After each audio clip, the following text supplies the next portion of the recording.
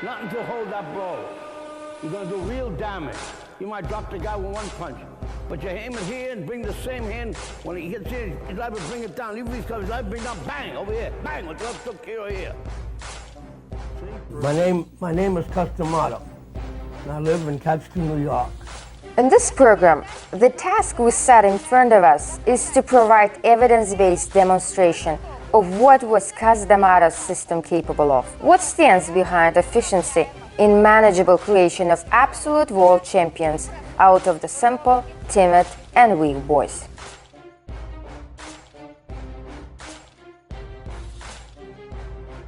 Book by Larry Sloman, Iron Ambition. And I'd say it's better to perceive the book exactly in this way, Iron Ambition.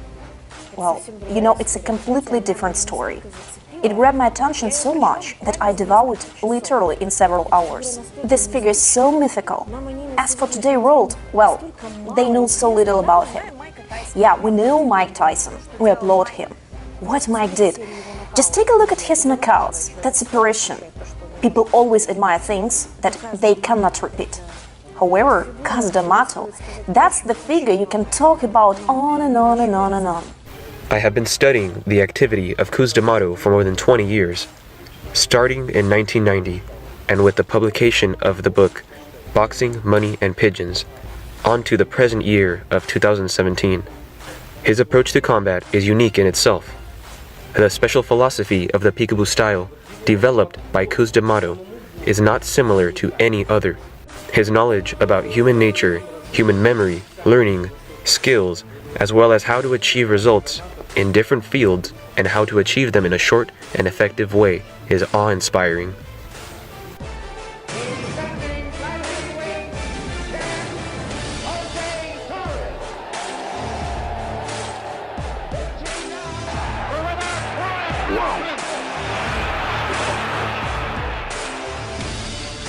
Yep, 2 fights, 2 wins for Mike Tyson. We're back in Albany. We're back for opponent number 3.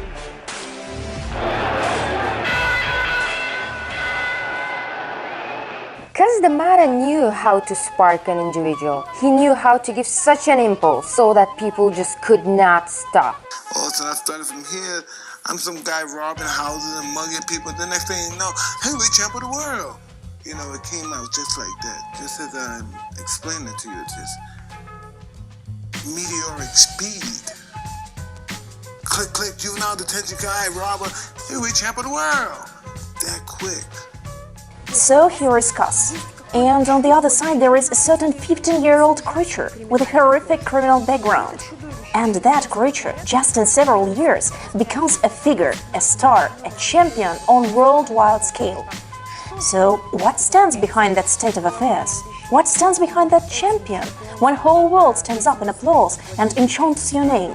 There must be something behind that, right? The record, Mike Tyson, the #1 ranked heavyweight contender in the world. With 27 wins, no defeats, 25 KOs, he is the challenger, Mike Tyson.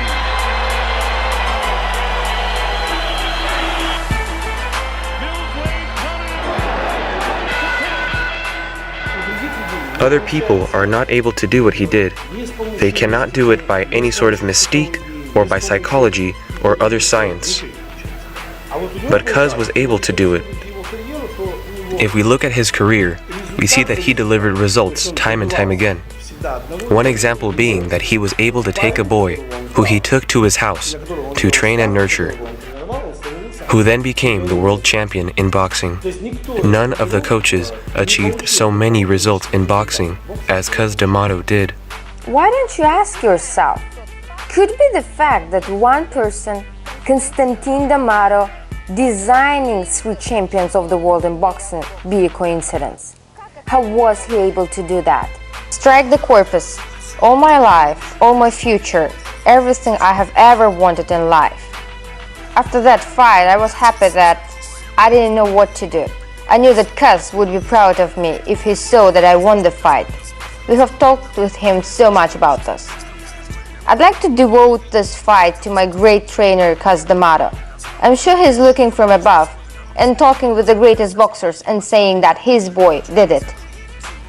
Cusdamato is now dead, and nobody can repeat the same success.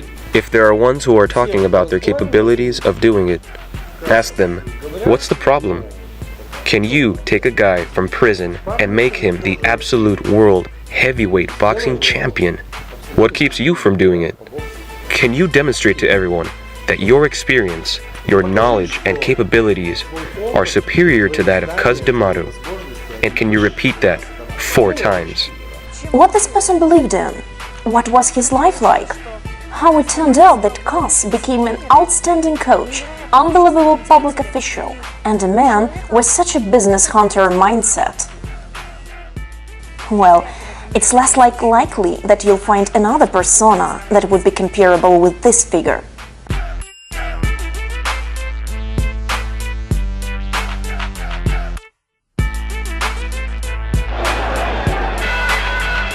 No offense, Tyson writes in the book straightforwardly, quote, "It was some sort of demon shit, but I believed it, cause it worked."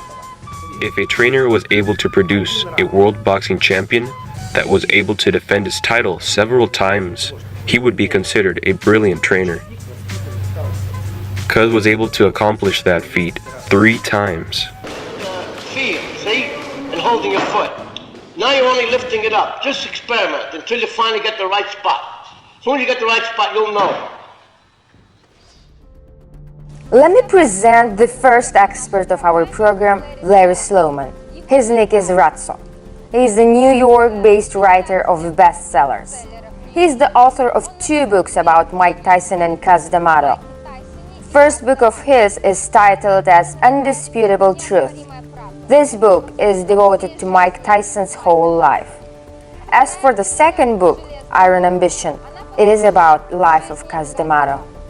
The publisher said, "Can you do a second book?" And I said, "We did a 500-something page book that covered Mike's life up to the present. What are we going to do?" Mike's wife said, "Why don't you do a book about the relationship of Mike and Cus?" So we didn't know exactly at first how to do the book. We didn't want to do like a typical self-help book. So I came up with the idea that the only way you could understand Mike's relationship with Cus would be to understand Cus, how he got to that point when he first met Mike. I have to point out that Larry has described the relationship of Mike Tyson and Cusdamato in a rather straightforward manner. It was very particular, mutual, unbeatable union of 2 people. They had an exact mission, Mike Tyson and Constantine D'Amato together against the whole world. With me. I often say to him, I owe you a lot. He doesn't know what I mean, but I'm going to tell him now what I mean. If he weren't here, I probably wouldn't be alive. The fact that he is here and doing what he's doing, and doing as well as he's doing, and improving as he has, gives me the motivation and interest to stay alive. Because I believe that a person dies when they no longer want to live. But I have a reason with Mike, and he gives me the motivation. I will stay alive, and I will watch him become a success. Because I will not leave until that happens. Давай еще раз. Быстрее. Отлично. Хорошо. Бокс стал моей жизнью. Mike would wake up in the middle of the night and sense that there was Cus around. He used to open his eyes, but Cus was not there. And then he would find out that Cus, in fact, was nearby, somewhere in the kitchen. He'd say, "Oh, Mike, you woke up? I was just thinking about you. And I got something to tell you. Come over. If you ain't sleeping, let's talk." This authority, this power, this mysticism, all of that was simultaneous. I would like to ask some questions related to the legends about Cusdamato and their truthfulness. The first being, is it true that Cusdamato was never a boxer himself? He developed his techniques just from watching other people in the ring and other trainers, but he never, like Cus never had a former tutor. He was the first person in the history of boxing to bring science in training. He was the first person who used scientific approaches in boxing. He was a great scientist in his field, by which I mean the field of boxing. People would apply scientific methods as in others type of sports, but not in boxing. In professional American boxing, what was used is experience. They used experience instead of a science, so people learned from one each other. As it is said in the US, learning by doing. They studied with those who are around them. The same was done by Cuz, but he has many questions and no answers, so he read a lot to find the answers. I'll dare to mention that this man had no education. I mean, we're not talking about Harvard, Oxford, Yale.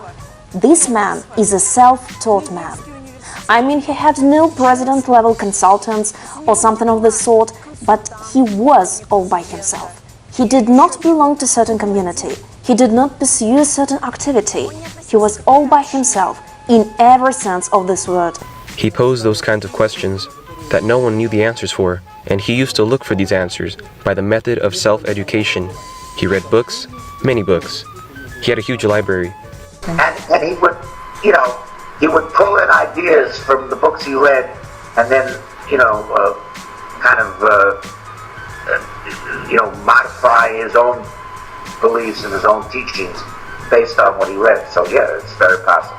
We found out that D'Amato used to read a wide range of books. Books on karate written by Funakoshi, books on psychology. He was absolutely convinced in the fact that the unseen, mystical, is the most significant thing in the life of a human being. D'Amato read books as well as on politics, books of famous political scientists, American and European ones. D'Amato used to read about human body, power of thoughts, about hypnosis. D'Amato loved history. He gave his students books about great conquerors. That if not for Cuz, it is less likely that Mike would find out about such figures such as Alexander Macedonian, Alexander the Great. And this was the very example used by Cuz to show what it meant to conquer the world and to be remembered in ages as a warrior, a champion, a winner with the guidance of your teacher's word. That's it. See, ain't no way he's going to hit you then, right? And remember, it's always good to throw the punch where you could hit him, he can't hit you. That's what the science of boxing is all about. Remember, from the side, you can let that punch go with the worst kind of intention because you know he can't hit you back. It should be noted that D'Amato was a big critic. He would always find a thing which could be done better. Discipline was of importance to him. That was the foundation. As Mike Tyson says, he used to demand more than a human discipline. However, obviously that is very ground and reason of an achievement. This guy, in order to make me this guy who people think I am, this guy broke me down, man. This guy is not like this guy broke me down, and then now he has a blackboard. Now he could do whatever he wants with it. He could design whatever kind of fighter it's talking about my character and my discipline, and I didn't know what discipline was, so he explained to that. Discipline is doing what you hate to do, but do it like you love it to. Move your head. Keep the head down when you come up with the H. Keep your head down. It's coming up. Yeah, it's not coming up, but it's starting to come up. You can make it perfect. Move your head, Mike. You gotta screw a punch when you get it. That's it. Screw a punch when you're doing the arm. 18 and a half years old, I believe. We trained him steadily. When he got to the point of slipping punches, we had a difficult time getting people to box with him because he proved to be a very hard puncher with both hands. In your opinion, what led to Mike Tyson becoming a world champion in boxing? I think, first of all, Mike is extremely intelligent. He's not schooled. He's not, he doesn't have he didn't have a lot of education, but he's a very smart guy. And he had a tremendous amount of discipline. And discipline was everything to Cus. Without a doubt, the greatest pupil Cus ever had. D'Amato had an extremely non-conventional approach in choosing fighters.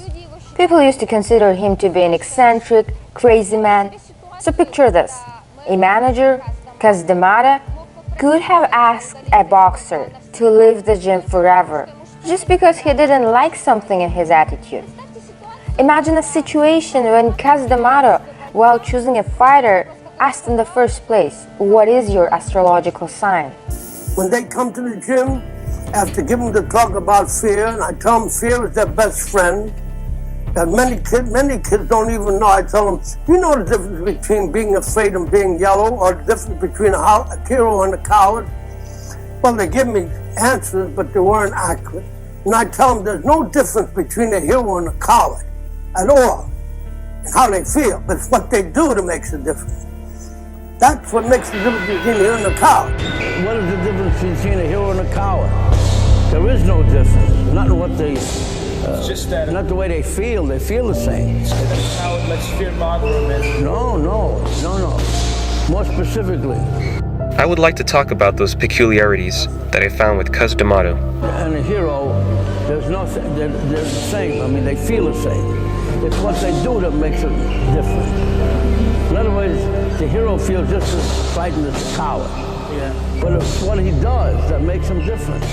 It's what he does that makes him a hero, and what the other fellow doesn't do that makes him a coward. When people were engaged in boxing, they had a certain approach. This approach was one of three types. There is the European boxing school. I would call it an Italian school, although there were no boxing schools in Italy. But according to fencing approach, I would call it so. The Spanish boxing school and the Northern school of boxing. What is the difference, you may ask? Well, they differ in their approach. If you take Muhammad Ali, what comes to mind is his principle, float like a butterfly, sting like a bee. That is, he moved around an opponent in a so-called circular method. He moved around an opponent and hit him from different sides. The circular method is characteristic of the Spanish school of fencing. They work using the circle in this school. They do not prefer to go directly to an opponent, or to go to the clinch, or to go in a straight line. Instead, they act in such a way where they occupy certain positions on the circle. This does not allow an opponent to attack the fighter, but it allows the fighter to attack their opponent. There is an Italian direction, I call it so, when opponents come together in line and fight on the line. If you take books on boxing, you will see fighters standing opposite one of another, putting the defense and trying to deliver blows to each other. That is, the position of opponents takes place on a line. The third school is more particular to the German and French schools. These are the schools where we have all sorts of branches of boxing, and it is known in French boxing that they use kicks, punches, elbow strikes, and sometimes you can use wrestling, sometimes not, depending on the direction from the school. What we get later are different types of combats, such fights without rules, mixed martial arts, and so on, with each requiring and demanding different rules and tactics. In fact, if you count, there are two directions in boxing, Spanish and Italian fencing schools. If you look at how different people box, you will see that some people play with distance. The blow is missed, the fighter closes the distance, and then counter strikes. And there are those who prefer working by means of circle.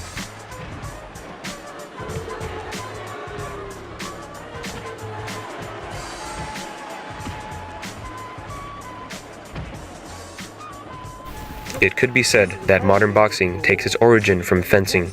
If some doubt this, then please have a look at the library on boxing from 1402 to 1979. Go through all the books that were published in Europe at the time. You will see that originally, people used to do fencing and boxing at the same time. Then fencing goes to second plan, and what is left? Only boxing. But earlier, all were engaged in wrestling, boxing, and fencing at the same time. There was a moment at the turn of the 18th century when it was all wrestling, boxing, and fencing, as well as stick training and baston fencing. If we remind ourselves of the roots of D'Amato, his family origins, then we can recall that he had Apulian roots, which is in the territory of Spain, many years ago, maybe 600 or more. His peekaboo system has a direct Spanish origin. The first thing that catches the eye, if you open the first Venetian treatise of Giganti, you will notice he talks about a certain footwork. If you look at the work of Mike Tyson and what D'Amato says, this Venetian pattern of footwork remains in the peekaboo style throughout the life of D'Amato.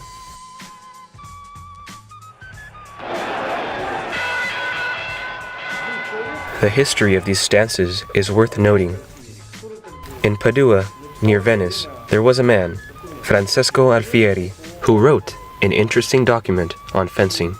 He had great respect for all the masters of that time, which was the 16th century. Nevertheless, he introduced his own stance, which was called the fifth position, and by mere coincidence, this stance is exactly the same as that of the peekaboo. He recognized the merits of each individual master, of their documents, and for their contribution to fencing.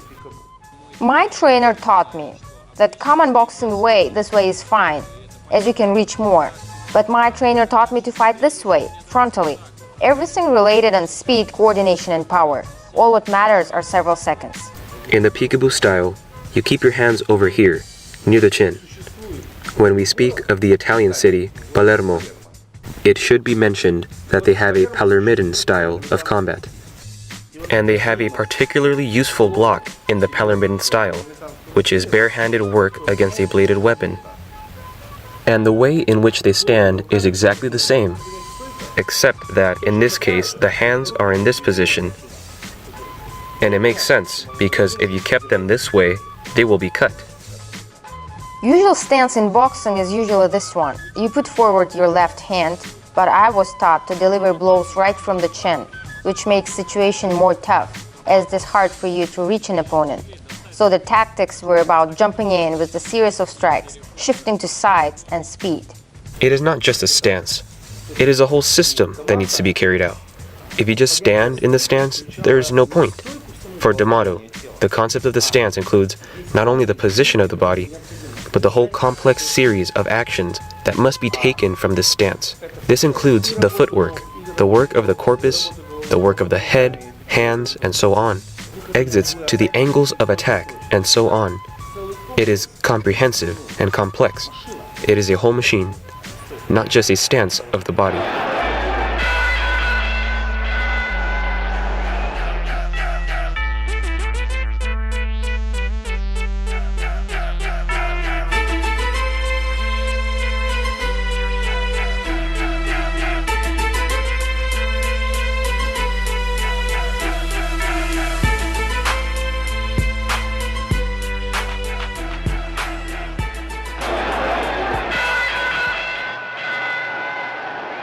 To speak about father of D'Amato, his dad was born in Italy. He was Italian, in the city of Bari, in the Apulian region. And the first thing which comes to mind about Apulia, it is a heart of Italian criminal tradition, 'ndrangheta. This is the place of troubles in central Italy, of rebellions. They say that this is the place where people are born with a knife in their hands. Nevertheless, D'Amato's father was not a gangster. He used to do wrestling. D'Amato himself was born in US, New York, Bronx, in January 17, 1908. He had an uncle who had sparked his interest in boxing, as it is believed. Not only in him, but in his brothers. There was a holiday and he gave everyone boxing gloves as a present. And from this very moment, he began his career, as it is said. Just think what it was like in time of Great Depression. People, they struggled even with food. And needless to say that in that period of time, you have flourished of criminality. And kids started following those who could teach them at least doing something, who could teach you at least to get a slice of bread. Here we're talking about robbery, and knife attacks, and persecution, and so on. And just think, exactly in those times, for some reason, in Grace Mercy opens a boxing gym for D'Amato. That's extremely odd act. There is no way you'd find an explanation to this. Imagine there is a man of Italian descent who had a difficult childhood. It wasn't poverty, as his parents earned well, but it was still hard. It is a man who had a serious eye injury as a result of a street fight. So he himself could not box. He had this eye injury. A man who was well practiced in the Italian fencing tradition. There is a story, and it is real. When Cuz was called to a knife fight, he came, but the opponents did not show up. This story is quite well known. We asked an author who had written about Tyson whether this story was true, and he said it was true indeed. There are many moments associated with this pathological invulnerability. There was a moment when he was invited to a particular meeting, and in the framework of this meeting there had to be a talk with one of the first persons of criminality. And Cus obviously knew that the talk would be a tough one. I mean, you do understand that you might not come back. So what Cus did? Well, usually people prepare for negotiations, just like writing things down, making calculations like plus, minus. But what Cus did? He sat, took a deep breath, relaxed, and imagined that he was in a certain kind of room. It was a round room with 12 doors, and there was that very criminal inside. And Cus saw the following as he told Mike. He could not understand why, but he saw that very criminal in that room. The criminal wanted to get out from that room. You'd say you'd crave for it. And every time that criminal opened one of the doors, there was no exit. So again, he opens one door, there is a brick wall. He opens the second door, the third door, the fourth door, the fifth, till the 12th door. And then, when he opens the 12th door, the only one which is an exit, and he just steps out, there is D'Amato with his sword, and he chops his head off. That's the way how D'Amato prepared for negotiations. And you know what has happened the very next day? Everything went smoothly, as if there was a smooth scenario written. People used to ask how. What did you tell him? And Cus was like, what's important is not what I said, but what was in the end.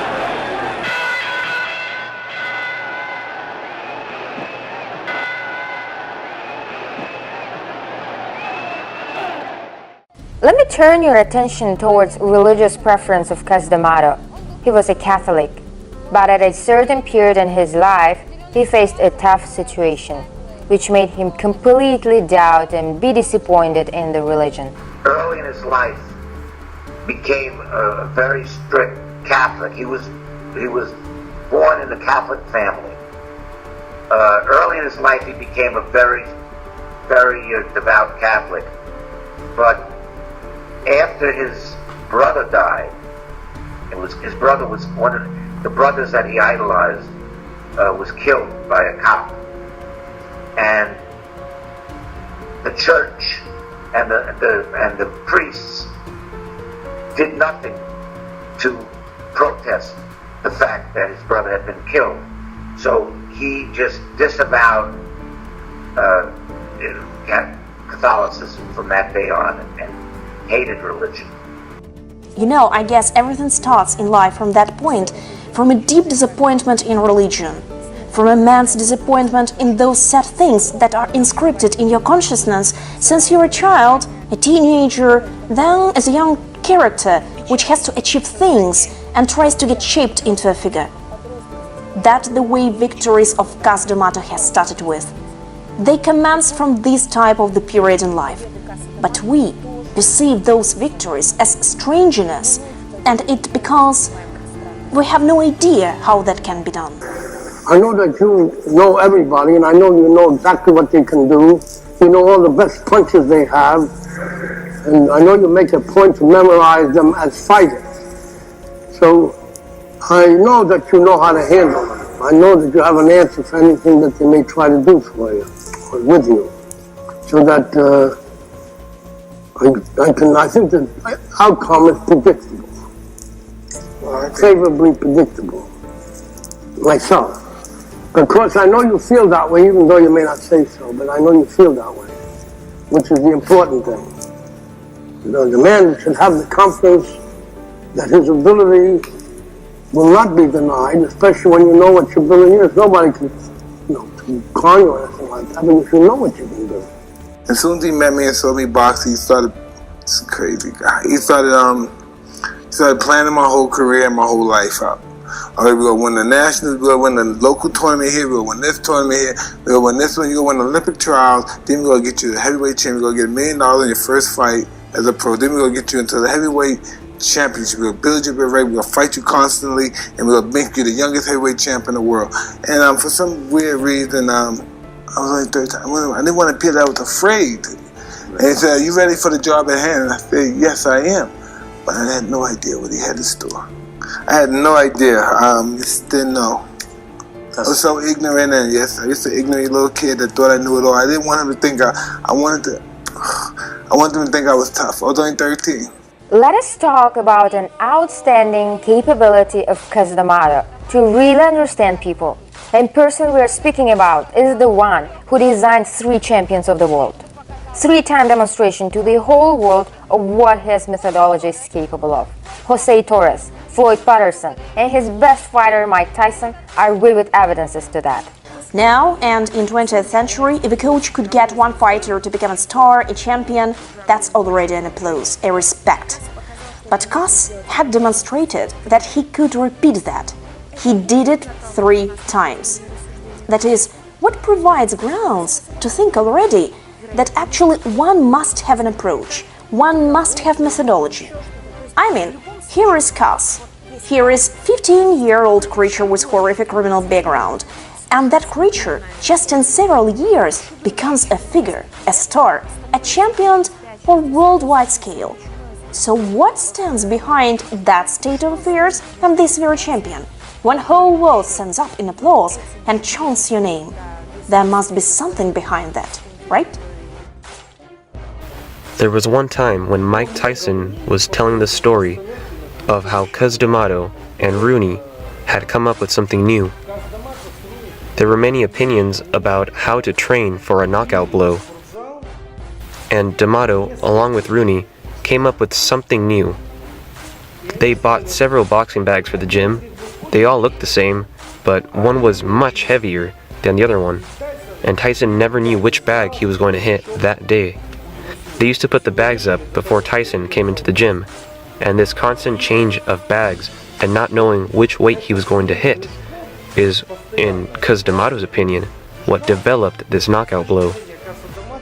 He could hang a bag for training that is 3 times heavier than Tyson himself, or he could hang the bag that was 70 kilograms, which is 20 kilograms lighter than Tyson. Rooney would change the bags, and Tyson actually refused to do weightlifting because D'Amato said that this is not the way to get the knockout blow. It can be done by this method of constantly training with different bags. The method of changing the bags that Cus came up with not only developed knockout blows for Tyson, but terrific death blows. I mean, he would knock guys out right from the first strike. The method of the rendered sleep, which he applied, for people who don't know, Tyson would have to get up at 4 a.m. and go running, and Rooney would bicycle alongside, and then he'd come back home and go to bed. No one could have asked him, why make him run exactly at 4 a.m. and then come home in 2 hours or less and go to bed at 6 a.m. Well, no one knows. No one can explain why Cus made him so.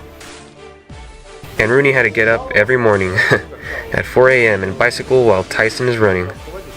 Why can't we run at 6 a.m.? Why at 4 a.m.?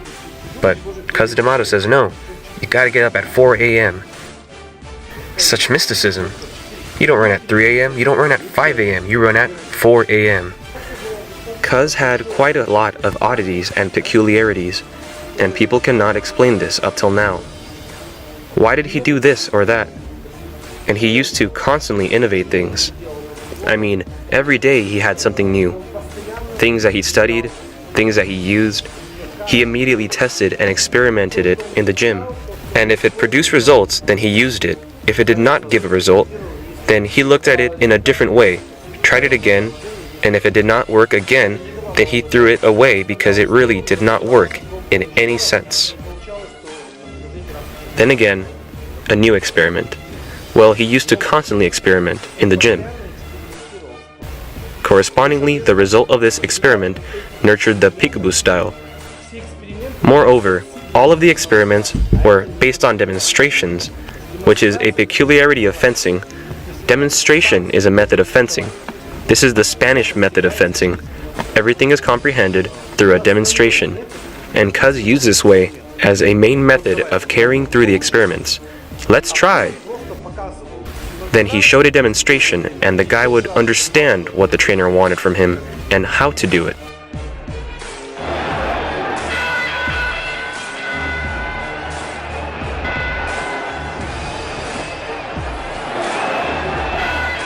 It ought to be mentioned that Cusdamato was a genius in his approach while working with people. He knew exactly how to work with this or that person. Unquestionably, his approach was remarkably atypical one. There is a story linked to Floyd Patterson. This man, when he just came to Cusdamato, was quite timid and weak guy. And in the boxing industry, there was no man who was able to create conditions so that Floyd Patterson becomes a world champion. But Cus did that. There is a story which tells us and vividly shows us Cusdamato's special approach. So here were trainings, and after workout, as you'd understand, sportsmen have to pay very close attention to the personal hygiene. So the case was that Cus did understand that at that point of time, Floyd Patterson would not be able to handle if he was set right in the face by Cus. Floyd, you get a shower.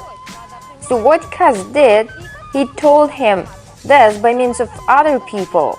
I mean, there was another boxer, Floyd Patterson and Cusdamato. So Cus would tell the other guy that he should shower as there will be trainings going on. Needless to say, Floyd would understand that he has to shower too. But pay attention to how Cusdamato acted towards his boxer. He knew how a human person was built to the very detail. Surely he had a knowledge not possessed by other people. What should be said about Cusdamato as a scientist? His close comrades say that he brought more than just a scientific approach in boxing. He was the first person who brought a physical science. But besides that, he is the first person who used physical sciences as an approach to boxing. But besides this, he introduced a second scientific element. He was the first who introduced psychology to boxing. Up till this point, nobody had seriously looked at psychology in boxing. Cusdamato made everyone take this seriously. He showed the results a first time, and then a second time with the world champion, and then Mike Tyson appeared. When a person achieves outstanding results 3 times, and that's a result in boxing, this is the current world heavyweight champion.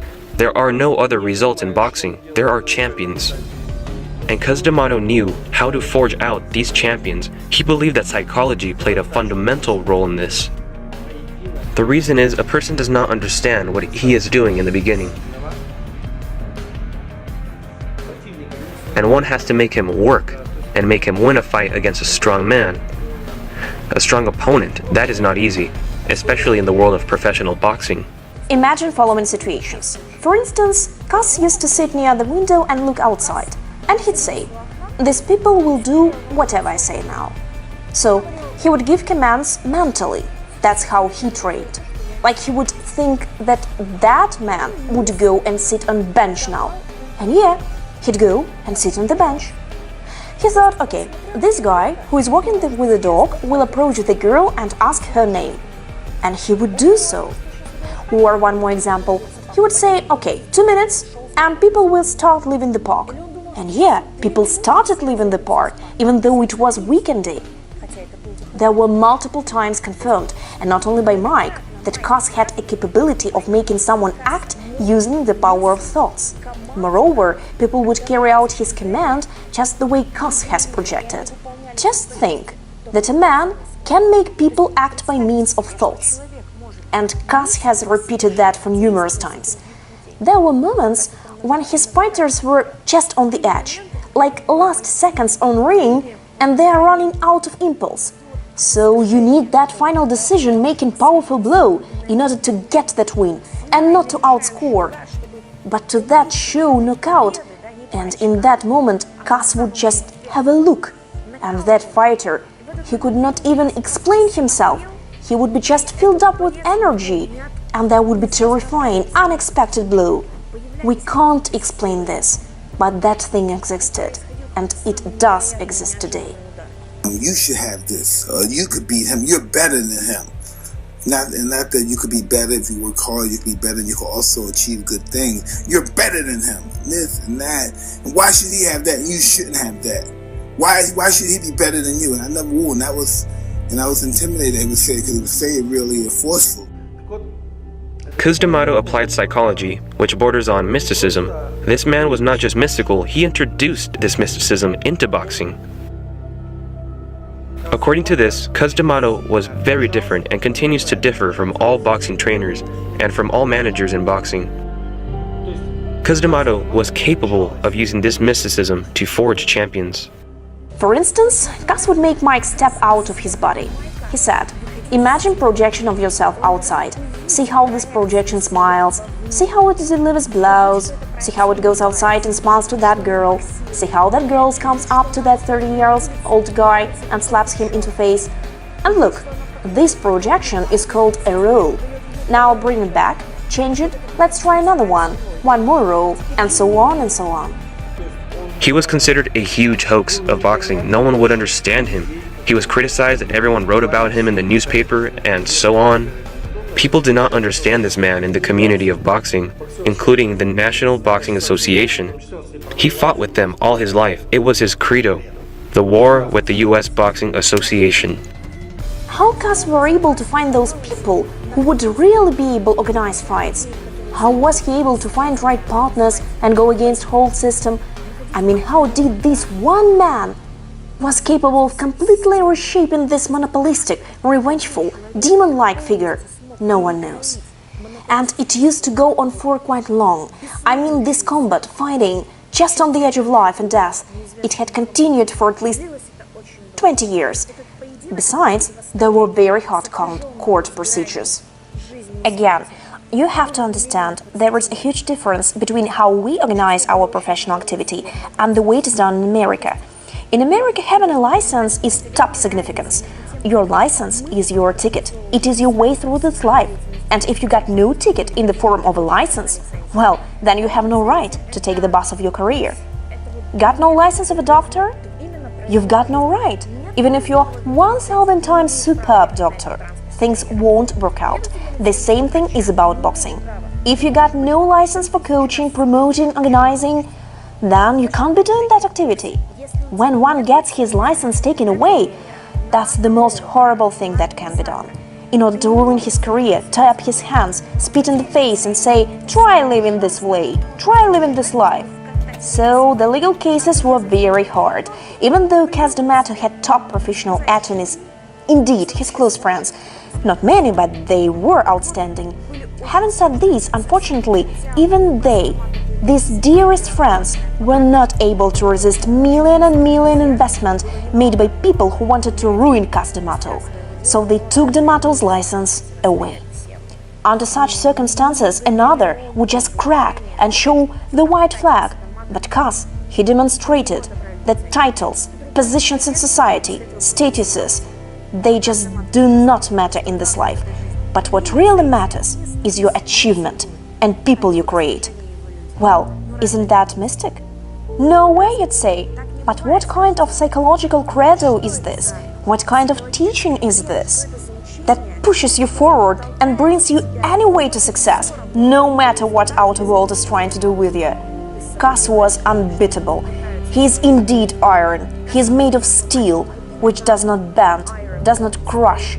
I mean that he was a person 30 heads higher rather than the rest of the crowd. The defending light heavyweight champ, Jose Torres.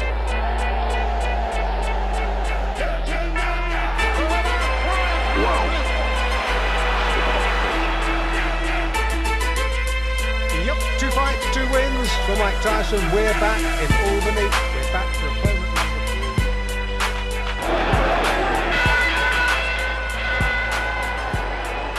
There is no second man as Cusdamato in the whole history. There is no such trainer. There is no such hand of a master. There is no such a second magician who was capable to do impossible. There would be a phenomenal specialist, a scientist, a boxing trainer who will be able to make 4 champions. Then I think everyone would be talking about him. as they did about Cusdamato. But note that he did not just make 2 world boxing champions, he made the youngest world boxing champions twice. When his first boxing champion received the title, he was slightly more than 20. It is known that this was the youngest world champion in boxing. He was younger than the first champion. He did not just make a world champion. As people say, we built a long and finally built. He did it for a limited period of time, because probably it was possible to train a long time and make a man a champion at 28 years old and get out of boxing. Saying to everyone, I am a champion and I'm leaving. But he made the most young champion, and Tyson then defended the title 7 times. He made the youngest champion in the world, therefore the merit of him not only in the fact that he created this style and achieved results. His merit is that he was able to do it in a short period of time. And on the other hand, these people were the youngest in the National Boxing Association. Towards them, he acted as a boxing guru. They were outstanding people. When it comes to Tyson, note that he lost his first fight when D'Amato was not alive. To say that D'Amato is guilty of Tyson's losses is impossible. Tyson himself says that if D'Amato were alive, quote, I would never get off the world champion's podium, never. I was 14. I took part in Youth Olympics, as I believe it was in 80s. I won. I set records. Tell me what you'll do tomorrow. I'll get on the ring, deliver a jab to head and 8 punches into body, then shift and again punches into body. What you'll do after punches? I won them all. I won all fights with knockouts in the first round. I set the record. That was a knockout in 8 seconds. I believe that is the most rapid knockout in the history.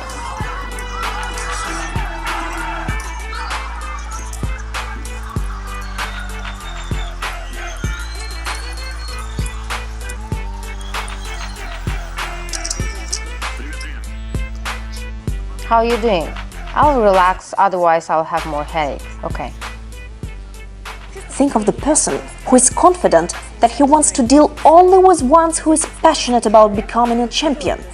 I mean, this man is one who forges out champions. Can you find out an explanation to this? And there are ones who think in terms of such categories? We don't see them. And when we talk about Cus, we see that he was able to do it 3 times in a row. Cus was not interested in money. He was interested only in world champions. Nothing to hold that blow. You're going to do real damage. You might drop the guy with 1 punch, but you aim it here and bring the same hand. When he hits it, he's liable to bring it down. Even if he's liable to bring it bang. In common perception, boxing coach is someone who makes you jump a lot, run a lot, box a lot and do other things. It's quite striking, but was Cus started from?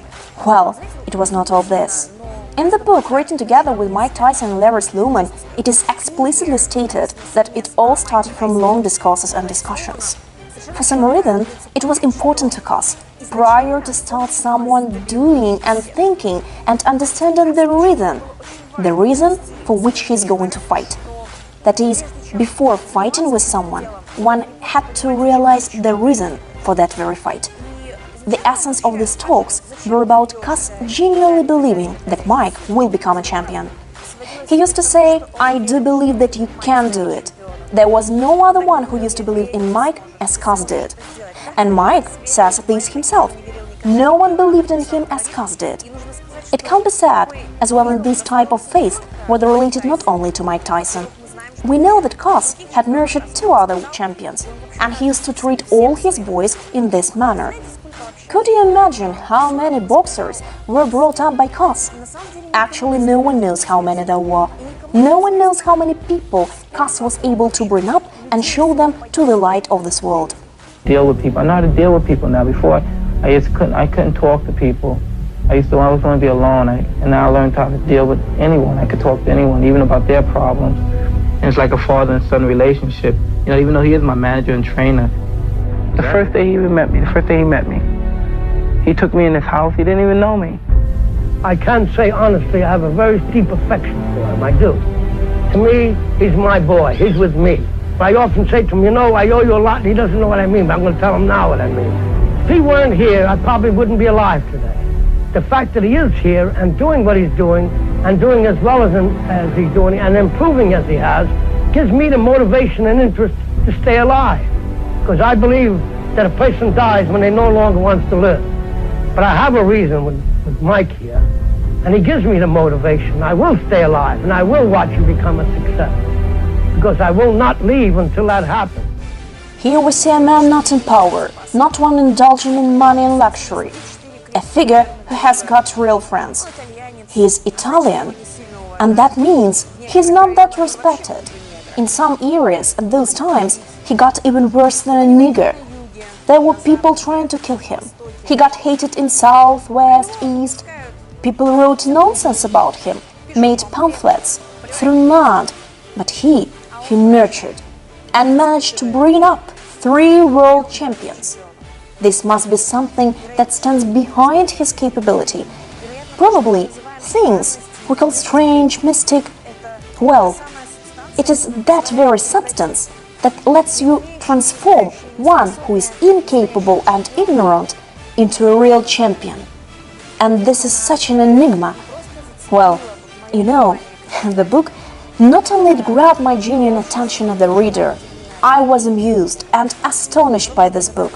And surely, my huge gratitude to Mike Tyson and Larry Sloman. You guys made an outstanding book. My name is Cusdamato. I live in Catskill, New York. We begin the series of documentary movies about legendary figure Cusdamato. What made it possible to create absolute champions of this world? There was no man who was able to repeat the same thing. What kind of knowledge did Cusdamato possess? What kind of method did he apply?